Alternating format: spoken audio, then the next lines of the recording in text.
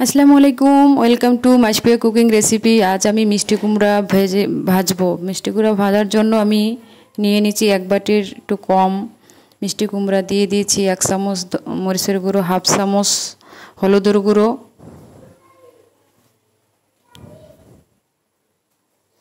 1 চা চামচের অর্ধেক জিরার গুঁড়ো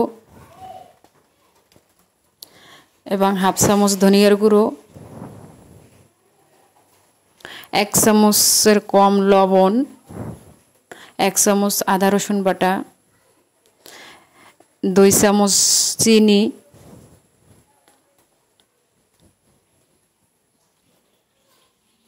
সামান্য তেল দিয়ে এটাকে হাতে মাখিয়ে নেব।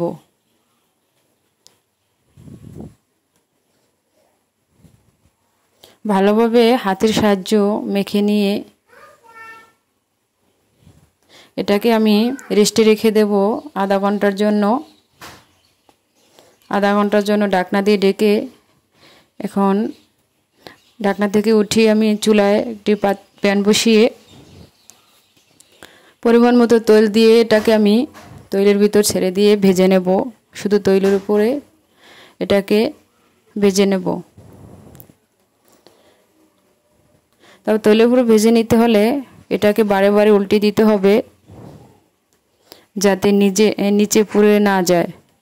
পুড়ে গেলে তিতো তিতো ভাব লাগে, এর জন্য বারে বারে এটাকে উল্টে দিতে হবে তৈলের উপরে। যাদের আমার এই ভিডিওটি ভালো লাগবে তারা লাইক কমেন্টস করে সাথে থাকবেন এবং সাবস্ক্রাইব করে পাশে থাকার বেল আইকনটি অন করে রাখবেন।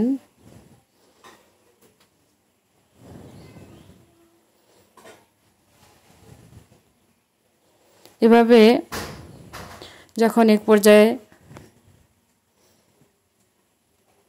কালার চেঞ্জ হয়ে যাবে তখন বুঝতে হবে যে আমার মিষ্টি কুমড়া সিদ্ধ হতে যাচ্ছে এবং হয়ে যাচ্ছে। এবং এভাবেই মিষ্টি কুমড়া ভেজে সবাইকে ধন্যবাদ।